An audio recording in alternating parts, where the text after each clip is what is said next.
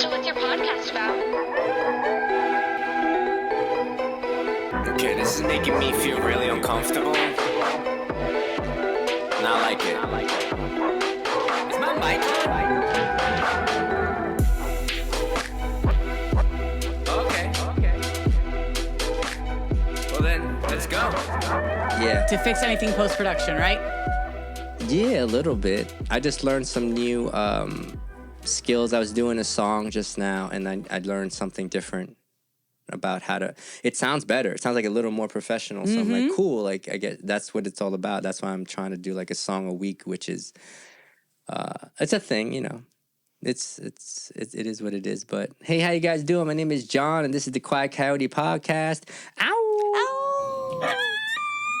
Oh, There he is. He's back. he's back again. Hey guys, we are here and we talk about sobriety without the silence. So this is our recovery podcast that we have.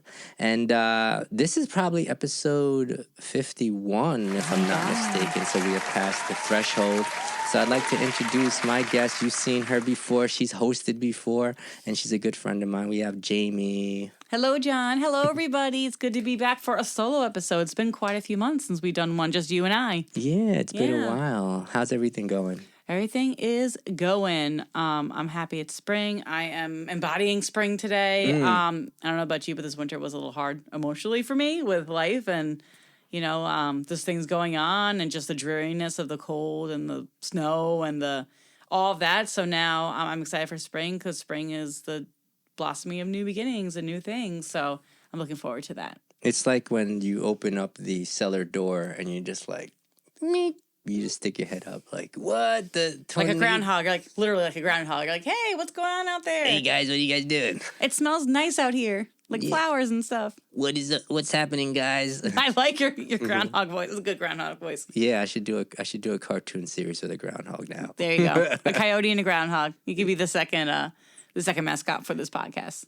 Oh yeah, and also we need a goose because I'm starting like the Silly Goose Gang type thing, or a different one. I had two ideas, which I'm thinking about mulling over right now. My friend Aliana, I might ask her again if she wants to come on the podcast because she's like, I don't know. And that's totally fine because I know this could be anxiety provoking and not everyone's jam. It's always my jam and peanut butter to come. But she likes doing art with like her like artistic style. She does these beautiful different little gooses and actually bought one of her prints. It's pen.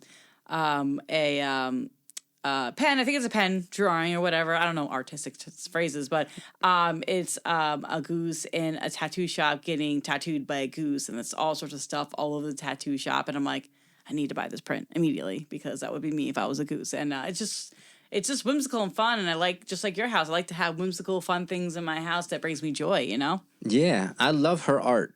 I really hope she does come on the podcast because her art is unique and it's really good. It's really good.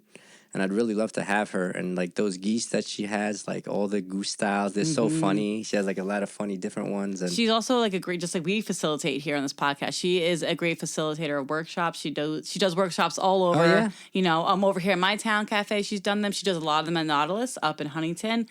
So if y'all looking for something different to do here on Long Island, that's artistic and fun and meeting new people. My friend Aliana, who's also my cat sitter. She's watching Kimi when I go out of town in a couple weeks. You know, she's great. She's wonderful.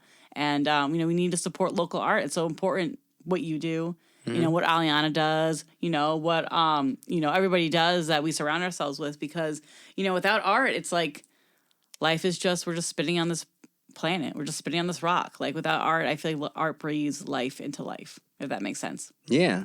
Do you do anything? What do you feel is your artistic expression or like, what do you feel you have that you like to express yourself in? I feel like my artistic, I know we talked about this before, right? I think my artistic expression is how I present myself physically with my outfits. You know, it's not about like wearing an outfit; it's about styling an outfit. You know, because anyone can wear an outfit. Like I didn't really style today because it was you know a day, but a day at work. But you know, when you style an outfit, it's about paying attention to those details, right? So as a spoken word artist, as a rapper, it's about paying attention to those details. You know, I write poetry here and there, and now my interfaith ministry work, you know, I'm developing, services for people, and it's about putting my creativity into the spin of the formula of like, how does this work? How can this be translated to people that will be received well? You know, and you've been to my house, just like your house. We're in John's room. Not surprised. Yeah. This is John's room. My house, like I have things all over that, remind me of like where I've been and where I'm going and who I want to be. So it's really like a living time capsule of like, the personification of like the journey that I've been on, 40 years on this earth. 40 years. Yeah. And now you are who you are, which is like, I feel like you're living your best life. If that I really makes am. sense. I think a lot of, the last like 5 years since I've known you, we know each other almost 7 years now. Yeah. You and I think in the last 5 years, it's, just been that very continuing practice. It's always practice of just like letting go, of focusing on what matters, on, quelling my anxiety and figuring out how to do that. And it's about, literally just becoming more comfortable within myself and around other people, and just knowing that, my authentic truth is what's going to get me through the hardest times of my life. My authentic truth is what's going to attract people to me, and my authentic truth is how I'm going to be able to walk through life with my head high, no matter what happens to me, for me, around me. I think it's just so important to do that, because we were talking off air earlier about, how we used to be and the behaviors that we used to do out there, before we got into sobriety, before we got into our spiritual practices and things like that. And I think it's really important to like also be an example in a way that's not like ego driven, or not like I'm God, look at me, because I'm not, definitely not. But in a way of like, showing people like what kind of life can be out there if you do the work, if you clean house, if you continue to dig, continue to question, and just remember that everything is temporary. Like such beautiful things can come forward. I feel like a lot of people out there are scared, and I can understand that. I remember being scared of like really being myself and really being this heavily tattooed woman who's, who's like marching to the beat of her own drum, who does her own thing, who isn't trying to like have people like her. That sounds weird, right? Because I don't know about you, but for me, this theme has been coming up the last little while of my life of like, I need to be okay with people not liking me, people not understanding me. Because, it's not my job to make people understand me. It's my job to share my truth. And however they perceive it is how they perceive it. And of course, I'm open for a conversation, but I'm also, I need to be okay with like being misunderstood. Because if I try to put all my effort into making everybody like me and everyone and to have everybody understand me, because that will make me feel safe and good enough, I'm going to be disappointed. I'm going to be disappointed. I'm going to be very malleable to what other people want me to be. And I can't do that stuff anymore. It almost killed me before I got, to know you. So. Yeah, like it's a lot. It's anxiety to like trying to fit the mold, and it's also anxiety to trying to break the mold. It is. I lived that myself, and I think that my sponsor, because I hear that a lot. I hear that phrase that people say, I'm my authentic self. That's been around for a while, but it wasn't so much when I was coming in. So it's a little newer phrase that's been used a lot more. But when like 12 years ago, it wasn't really said that much. But my second sponsor had told me, he's like, and I just said this last night to a guy that may want me to sponsor him. And, he said, buddy, he goes, when you were getting DWIs, when you were getting arrested, when you were homeless, he goes, that's the best you could have done. He goes, if you could have done better, you would have. So, like, I believe that, like, nowadays for me, anything I do is myself. Like, if I act out of fear, like, as much as I don't want to believe that's me, like, I have to, if I accept that's me, like, I can move forward. Because, like, there's a saying that people say, oh, that's like old behavior. And I used to say, and currently would always say, like, well, if it's happening now, it's kind of current behavior. If you're doing it now, like, it's not old, it's there and it's happening right now. It may not be how I want to act, but it's happening. It's kind of like it's happening. Like, you ever feel like like, I don't know about you, but like when I feel offended, maybe that day, it'll just come out. Maybe it'll just I'm gonna say that remark back, or I'm gonna say, they said something, I'm gonna say it back. So like, I'm like, ugh, and then that's when I have to like, you know, apologize if that's what I feel, or if I feel like I want to be angry, I'm gonna be angry. But good, bad, or indifferent, that's who I am. I think I mean, for me, I think that's my authentic self. My authentic self is who I am at the moment, and that means if I'm being an ass, guess what? That's my authentic self. At that That's how moment, that's how I feel. Yes. Now, I'm not saying that's correct or incorrect for you or anyone out there, but I think that's what I've come from it, because I feel like I hear people saying that their authentic self is just the purity part, and I'm not sure if I'm Ooh. there. You know what I'm saying? Oh, the That's how I took purity. it. That's how I took The it. purity, I love that because The holiness. yeah, the holiness that like I remember I've been going through like a little bit of a pain journey lately. Like it was my lower back and my butt cheek, and now I have a diagnosis of frozen shoulder in my arm, so my brain is not pure at all right now about what's going on, and I love the Yeah. idea about purity because I remember when this was all started, how long ago I was talking to my life coach about it. And, I was like, I'm just so tired of being such a conscious person. Like, I don't want to be thinking about things all the time. I don't want to be like bettering myself all the time. I don't want to be like doing all this work. And she's like, well, what's the other option? I'm like, being dead? I want to be dead? Like, what? That doesn't make sense either. I'm like, I want to be a rock. Like, I want to live an unconscious life. Like, that doesn't make sense either. So I think that to your point of like, embracing who we are as messy people, because no matter how much recovery you have, no matter what's going on, there's always things influencing like who you're being in that moment, or who or how things come out, right? You can't be 100% spiritual all the time. And I think the more that we try and believe that, the more we're going to kind of like fall away from that idea, because in reality, I was also struggling with this for a little bit of like, oh, well, if I'm a spiritual person, I'm just Zen and I'm just chill all the time. I'm just totally chill. I'm Gandhi, I'm the Buddha. And I'm like, that is the farthest thing from what I am, So actually, really being a spiritual person is embracing all the emotions as you do when they come up, how they come up, and being able to, have grace and compassion for yourself, which is very challenging, especially when you're like, I've been dealing with this for so long. Why is this still here? Or whatever, Because I also feel like, when, in the recovery space, in those fellowships, when they talk about, that like, 6 and 7, pray, give up your defects to your higher power. Like, I don't think it's not my experience that they just go away. No. It's my experience that I get to know what they are. Yeah. And I get to acknowledge when they come, and I get to be like, okay, hi. Okay, you're back again. Anxiety's back again. Self-centeredness is back again. Ego is back again, whatever. And I have the choice to be able to work through it, give it up to God, whatever I have to do to kind of like move through it. Or I can choose to just like let it stay there.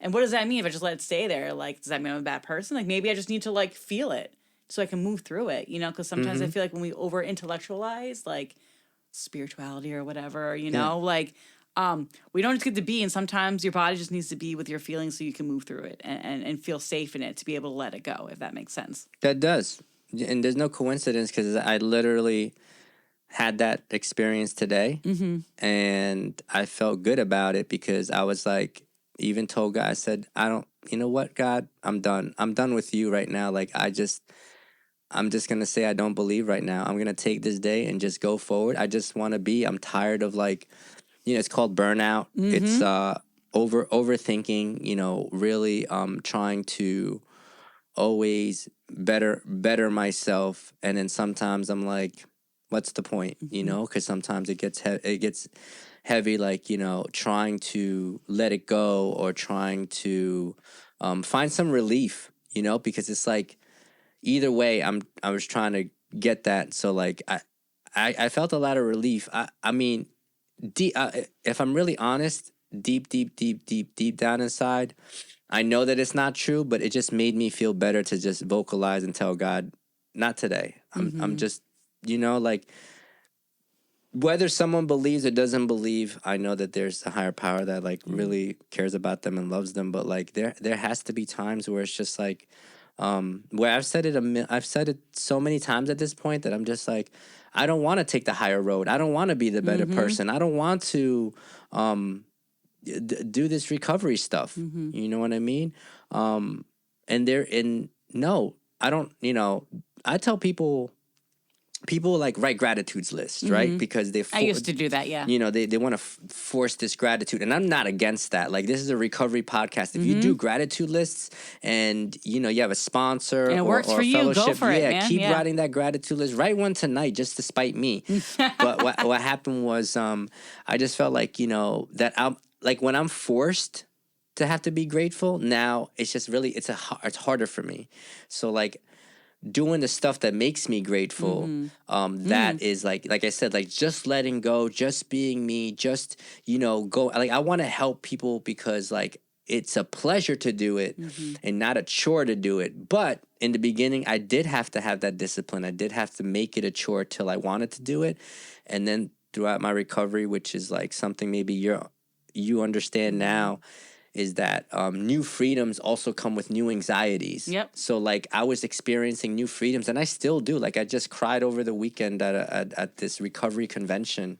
Like, I did a whisper walk and I did a hugs workshop, and I'm just like crying. But like, I usually like hide it, but like I don't break eye contact with the person. I'm just like wiping I never wipe my tears in front of somebody. And like, this was cool. This was new for me. Like, I was like, good. And I wanted to let it out more, but it didn't. But like, I'm celebrating the small wins for me. That's a beautiful win. Yeah.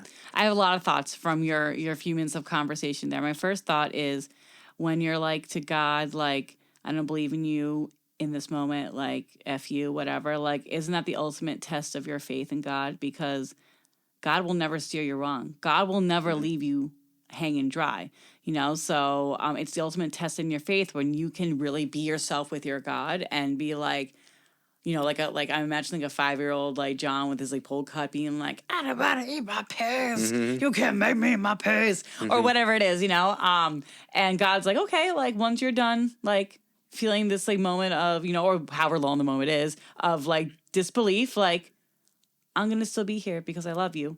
Yeah. And nothing that you can say is going to make me unlove you. So go ahead, be mad at me, but I'm not going anywhere. Like, I don't know why that kind of came through for me, what you said. Yeah. And that was really beautiful. And the other thing that you said about, showing emotion, like, so part of the work that I've been doing this past, 2 months about is called journal speak. And I think you've been doing a little bit of that yourself, So I've been doing that for about 2 months now, because they couldn't figure out what was going on with my butt cheek. So my personal trainer knows I've done this kind of work before. And she's like, maybe you have to look at that again. Like, maybe that's a thing. So I've looked at it and it's so much better now, which is great. But now I'm having my arm thing. So it's like, I'm having that moment too with God right now, or my higher power, or the universe being like, I can't believe you're freaking making me do this again. Like, I know there's a reason why, but the 5-year-old in me is like, I don't want to eat my peas. Yeah. I don't want to do this again, You like, you don't even care about the reason why now. I don't even care. Like, I'm done. Like, I don't want to do this, bro. It's like, how dare you give me like, working out and exercise as a form of my recovery.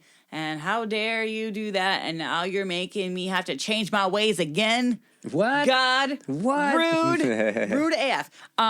So the whole point, because you were talking about emotions and crying and stuff like that, like, it's very challenging for me to cry. Like, I'm not a crier. Like, I'm a stuffer. Me too. And I stuff until like I explode and hyperventilate. It's not great. Not good stuff. Like, my mentor Laura called me a couple weeks ago, and I actually saw her last night for a Reiki session, or 2 nights ago, whatever it was, and it was very healing. Just her words and just like being in her presence. But like, she was like, she's like, I feel like you're going through some heavy stuff right now. I don't know what's going on, but she's like, because she just felt it, like whatever. That's the kind of person she is. And I was just like on the phone with her, being like, I am really heavy. Like, stuff's going on with my arms, stuff's going on with my butt. I don't know what's happening. Yeah. And there is freedom in release. There is freedom in letting go. There is freedom in sharing, your sorrows with somebody else, because sorrows shared is sorrows halved. Just like joy shared is joy double. I got that from Chicken Soup for the Teenage Soul, like when I was a kid. But it always stuck with me, that, when we share with someone what's going on, or we express and we allow ourselves to express, like, it's like really doing that like deep healing stuff, that maybe can't speak for you, for myself. Like I never expressed emotions when I was a kid. I never cried. I just wanted to make sure everybody was okay, and I didn't know how to access that stuff. And even part of me was like resented it because like my mom was, you know, an alcoholic, and she was a very emotional alcoholic towards the end. So she cried all the time about everything, and I was like, well, I don't want to be like that. So I'm just gonna stuff it inside and just like be the opposite of her, which is like that's how my mind was thinking back then in the day, you know? So when I think about, you know, emotions and recovery, like sometimes we just need to like acknowledge it and sit with it and let it shift when it's ready. Because like you were saying, when you're trying to force things, when you're forcing gratitude, like it comes out like not real. It comes out as like performative. And then Yes. so now you're not feeling better, and now you're feeling resentful, and now you're being like, oh, well, this doesn't even help me. So I love that idea of like, what can I do that gives me gratitude? You know, how can I be of service? How can I act gratitude instead of like write it out in a notebook about my gratitude, you know? Yeah, I take that from like the as a result of, you know, like it says as a result of these steps, having had a spiritual awakening. So I always feel like, well, what can I do that as a result of I'm now going to have gratitude, you know, as a result of, and sometimes like when we talk to each other and like have conversations with people, like pointing out to people that like the way they take it, like let's say like, you know, somebody's grateful for their car because of the way they take care of it. Like it's like maybe a little cleaner, or like my place, you know, I try to like, you know, it shows that I care about something, like like that shows that I have gratitude. And sometimes I tend to miss that, and I'm not sure what's happening with that. But I'm glad that thank you for saying that with the God stuff, because it's just we need that, like we need that, especially with recovery people. Like there's so many people in recovery, and they all do it totally different, and they all have their own, you know, ways of trying to get better. And you know, a lot of us, we're all chasing. We do want a reward based recovery, like you know, not for nothing. I like I could. That's how I look at it. Like everyone's like, if I do good, I feel good, and then it's like if I don't feel good, but I'm still doing good, I feel like I got the raw end of the deal, you know? And that's how I felt with God today. I feel like, wait a minute, like this person's getting married, that person's having kids. I'm trying to like date, and I can't even take get a girl out for a burger or something, like a coffee, because I think coffee. a coffee, because if we go out for coffee and then we get stimulated and then we'll be like blah blah blah blah blah, and we There start you go. talking. That's just my idea. That's about the fuel for the conversation, the coffee. I get it. Yeah. And then like I like talking, so obviously that's why we have a podcast. That's why we do. But to know that, like, that's how I picture God too. I totally think God looks at me like a child. Like he looks at me like I am, like he knows. Like your analogy was the best one, because that's exactly how I think God is. And you know, that's why I like reading from the Bible, because there's so many verses that says like God says, he says that you're in the palm of my hand and nobody can snatch you from my hand. Saying nobody can.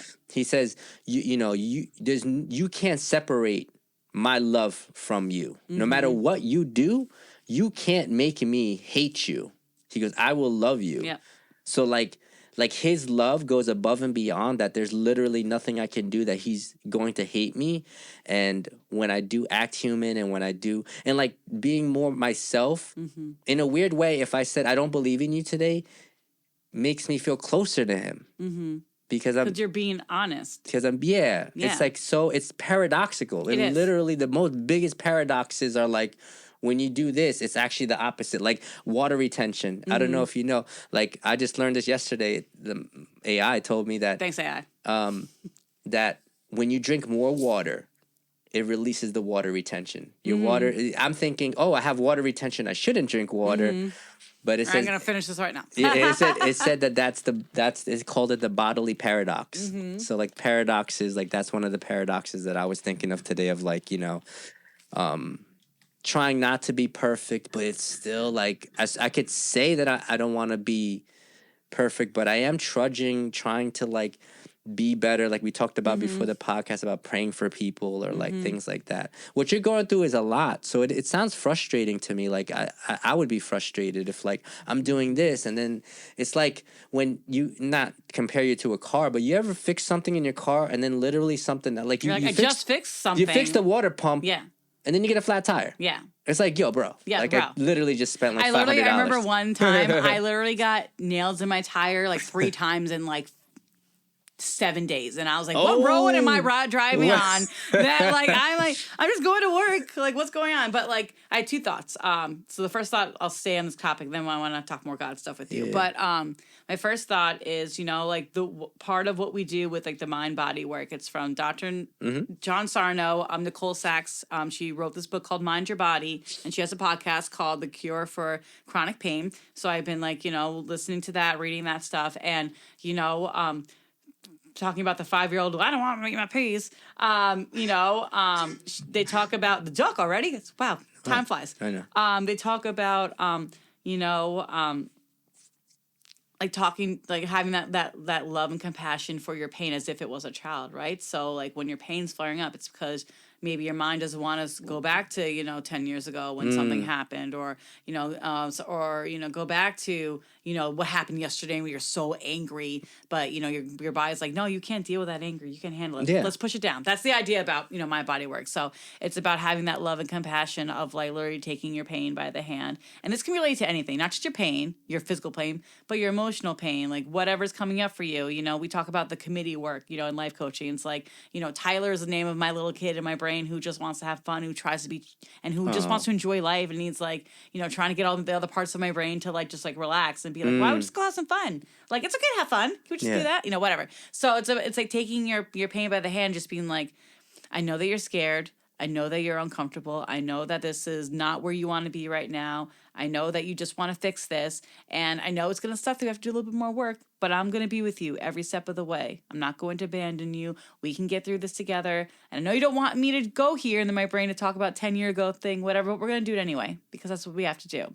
So that's what I've been trying to do more lately, is when I'm going through like, these little pains, like, like my shoulder hurts a little bit because of what's going on with my, like, my outer arm. Like I try and remember, like, I feel like this, whatever's going on for me right now, is just about like the compassion and the gentleness, because I can be the most uncompassionate person for myself. I'm my own worst critic. I never feel like anything I do is good enough, whether subconsciously or consciously, so it's about like breaking apart my rigidity. Because I know we talked about my rigidity before, about like I'm scheduled, I have this going on, I can see you in 3 weeks on Tuesday at 5 p.m., whatever it is, I feel like what's going on for me right now is about, just being, flexible and being, and being just like more compassionate for myself, that like just because I don't get to the gym 3 days this week doesn't mean that my whole life is going to fall apart, because I have such like, I have such, I have such love and devotion to my routines, because that's how I keep myself sane. That's how I keep myself sober. That's how I keep myself spiritual. I do my morning routines, and now they're being interrupted again, by pain again, and it's just like, this is the only body I'm going to have. And there's no rush. I remember when Laura called me a couple weeks ago, we spoke, she's like, there's no rush. Just remember, there's no rush. There's no rush to anything. And I'm like, what? I'm rushing around all the time. I rush in my speak.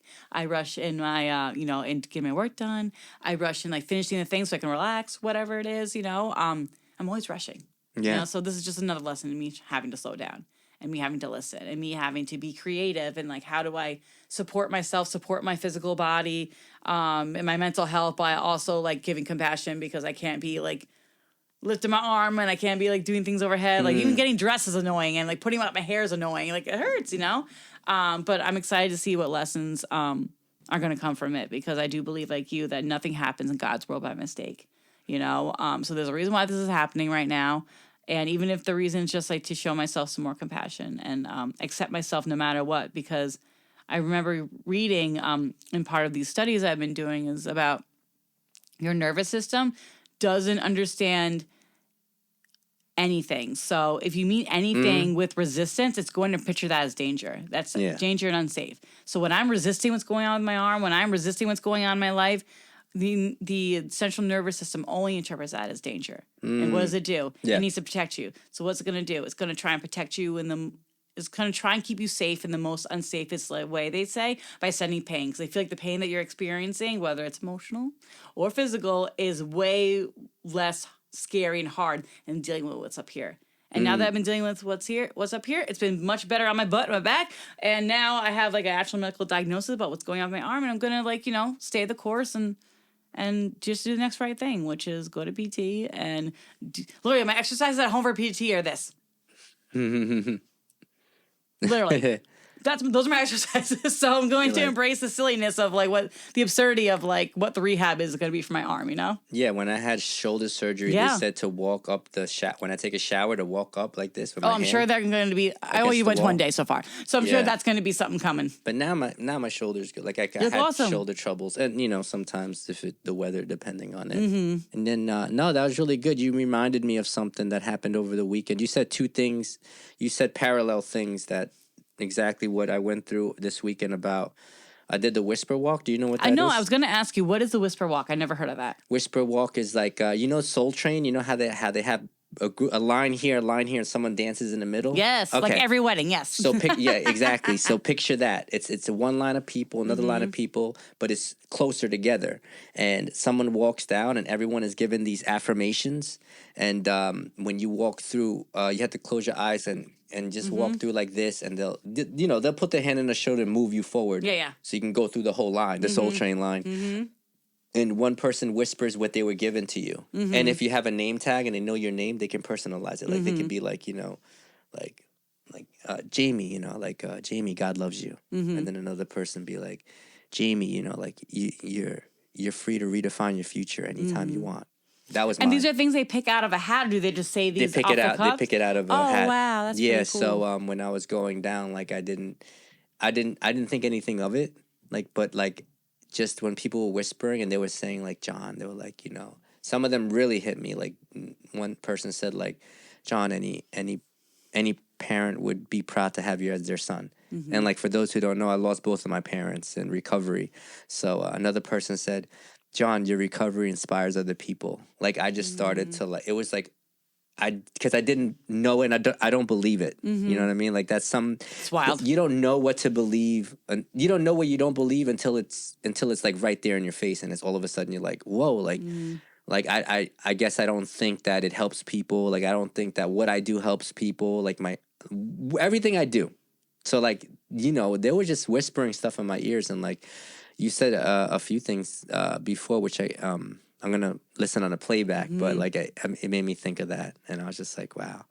So what's your podcast about? This was part 1. Check out part 2 next time. Okay, this is making me feel really uncomfortable. Not like it. Is my mic on?